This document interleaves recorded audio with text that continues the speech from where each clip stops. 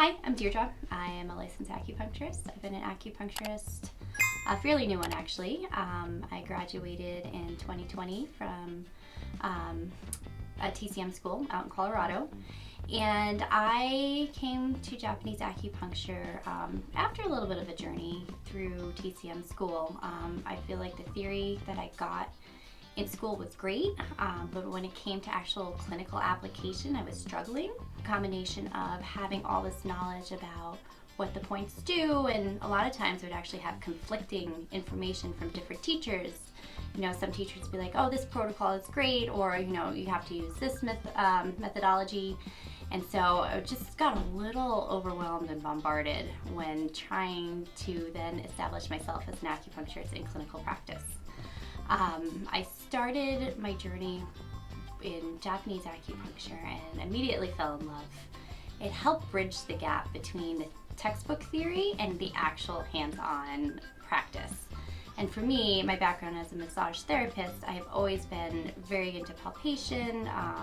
Diagnostically speaking, it's actually easier for me to go and see someone's body and then kind of palpate their body to know what's going on. And a lot of times in TCM, that was suggested, but it wasn't a lot of emphasis on that. So once I discovered Japanese style and hard diagnosis, as well as just palpating every point and the concept of live points, it really started to bridge everything that I needed to have a more comprehensive and successful practice. So after I graduated from school and I started working in a clinical setting, I realized that I kind of need a little bit more help. It's great when you're in school and you can ask questions to your teachers, to your supervisors, and you have that kind of hands-on experience constantly. But once you graduate, you're kind of thrown to the wolves a little bit, and you're left trying to tread water and figure out, you know, will this work? Will this not work? And obviously experience is a huge part of that.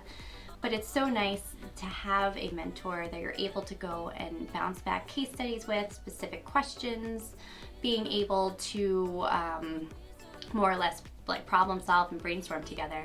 I came to ShinKyu because of that reason. I think that Maya specifically has been so integral to my practice, just being able to help me develop not just doing acupuncture itself, but seeing the bigger picture.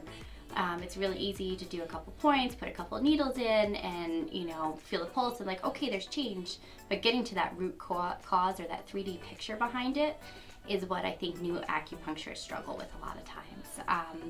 And I think that having a continuous relationship, being able to ask questions when they come up, being able to be like, hey, this is my technique, what do you think about this, has just been a game changer for my practice.